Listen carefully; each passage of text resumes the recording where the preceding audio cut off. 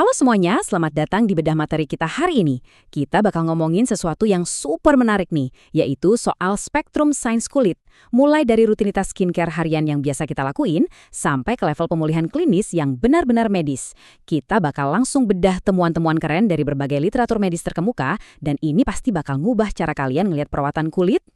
Tapi sebelum kita masuk lebih dalam, pernah nggak sih kalian mikir, bisa nggak ya makanan yang kita makan tiap hari itu benar-benar ngilangin kerutan di wajah?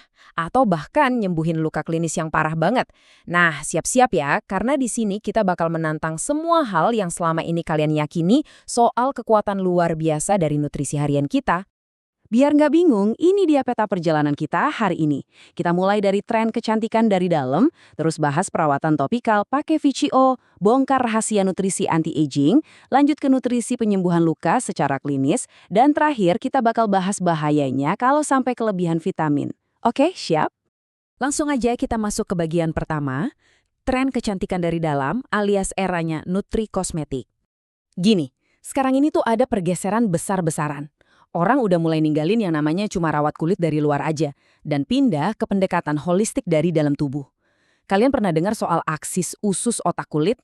Nah, ini bukan sekedar tren kesehatan biasa ya, ini murni biologi yang udah terbukti secara ilmiah. Kesehatan usus dan saraf kalian itu secara langsung mendikte kondisi kulit kalian. Masalah kayak jerawat atau dermatitis, itu sering banget berakar dari disfungsi di dalam aksis ini. Jadi bener banget tuh istilah, kalau kulit sehat bener-bener berawal tepat dari usus kita. Terus, seberapa gede sih tren ini sekarang? Coba tebak.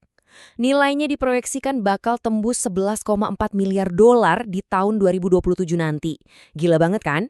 Ini nunjukin kalau orang-orang tuh akhirnya makin sadar. Buat dapat kulit yang optimal di luar, pondasi nutrisi di dalam tubuhnya harus dibenerin duluan. Nah, sekarang kita pindah ke bagian kedua. Kita bahas soal perawatan topikal, spesifiknya soal manfaat minyak kelapa murni atau VCO.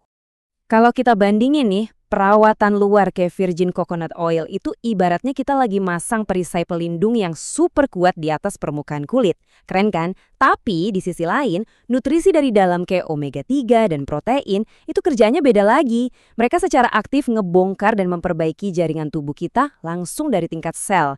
Jadi, tameng dari luar emang penting banget, tapi perbaikan sel sesungguhnya itu tetap jadi tugas berat dari apa yang benar-benar kita konsumsi.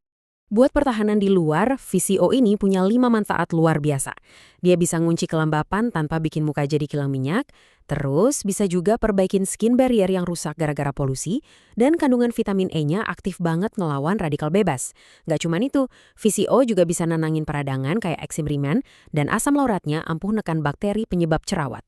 Intinya, VCO ini pertahanan garis depan yang solid banget. Tapi ingat, ini baru permulaannya aja. Lanjut ke bagian ketiga.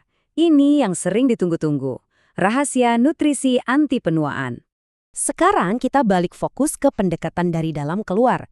Kita tuh sering banget loh ngabaikin masalah kosmetik sehari-hari. Punya kulit kering bersisik, jerawat kemerahan, kerutan yang tiba-tiba muncul cepat banget. Atau pernah nggak sih kalian kena goresan kertas gitu, tapi kok lukanya sembuh lama banget? Jangan salah, itu bukan sekedar masalah estetika. Itu benar-benar alarm langsung dari tubuh yang ngasih tahu kalau kalian lagi kekurangan omega 3. Kulit kalian udah gagal ngunci hidrasi alaminya dari dalam. Nah, buat kalian yang mungkin udah nginjek usia 40-an ke atas, ada satu bentuk spesifik dari vitamin E yang krusial banget. Namanya D-alpha tocopherol. Ini adalah bentuk alami vitamin E dengan tingkat penyerapan yang paling tinggi di tubuh kita. Ini yang bakal jadi garda terdepan buat ngelindungin sel kulit, ngejaga kolagen biar tetap elastis, dan mindarin flek-flek penuaan.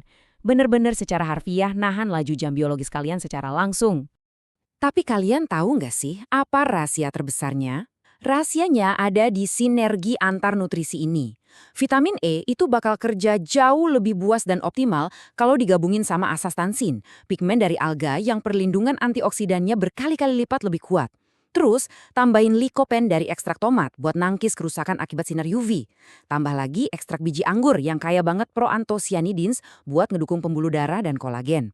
Kalau ini semua digabung, kalian baru aja bikin benteng internal yang tak tertembus buat ngelawan penuaan dini. Masuk ke bagian keempat, kita mulai nyebrang ke ranah medis, nutrisi penyembuhan luka secara klinis. Ngebangun sel yang sehat itu nyatanya bukan cuma urusan estetika kecantikan ya, ini juga soal penyelamatan medis. Mengutip penelitian langsung dari Journal of Nutrition College, ternyata mekanisme biologis yang dipakai tubuh buat mudarin kerutan kalian itu adalah mekanisme presisi yang persis sama dengan yang dipakai tenaga medis buat ngejahit luka terbuka, bahkan buat nyelamatin pasien ulkus kaki diabetik dari resiko amputasi.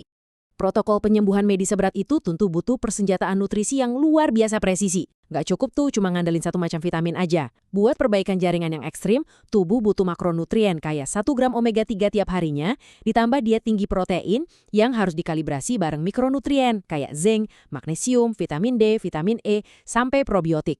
Ini benar-benar orkestrasi nutrisi tingkat tinggi. Terus, apa yang terjadi pas bahan bakar bernutrisi tadi masuk? Tubuh bakal langsung mengeksekusi 3 langkah fisiologis yang menakjubkan. Pertama, meredam peradangan yang berlebihan dan memicu sel-sel baru buat tumbuh. Kedua, menyintesis protein krusial dan ngerakit ulang struktur kolagen yang rusak. Ketiga, probiotik bakal ngedukung sistem imun buat ngebasmi patogen bakteri dan ngebersihin sel-sel yang udah mati. Hasil akhirnya, jaringan tubuh yang tadinya terbelah bisa menyatu utuh lagi. Sampailah kita di bagian kelima. Nah, ini penting banget. Bahaya kelebihan vitamin. Kalau nutrisi itu sebegitu saktinya, berarti kita boleh dong ikutin tren minum suplemen sebanyak-banyaknya? Sama sekali enggak. Disinilah kita ketemu sama ancaman yang namanya hipervitaminosis. Ini bukan sekedar rasa nggak nyaman yang biasa ya. Ini adalah kondisi keracunan murni karena tubuh kita numpuk vitamin jauh ngelewatin batas toleransinya. Alih-alih bikin kulit makin cerah, kalian justru berisiko ngerusak organ tubuh secara fatal dalam jangka panjang. Kenyataannya, ada batas yang ngeri banget antara efek kosmetik yang positif sama efek klinis gara-gara overdosis. Kelebihan vitamin A itu bisa memicu migrain ekstrim sampai kerusakan hati. Terus, kalau dosis vitamin E kalian terlalu brutal, bukannya awet muda, yang ada malah ngacoin pembekuan darah dan naikin resiko pendarahan kardiovaskuler. Bahkan, vitamin C berlebih pun bisa memicu pendarahan pencernaan dan ngeblokir penyerapan kalsium. Lebih banyak itu nggak selalu lebih baik.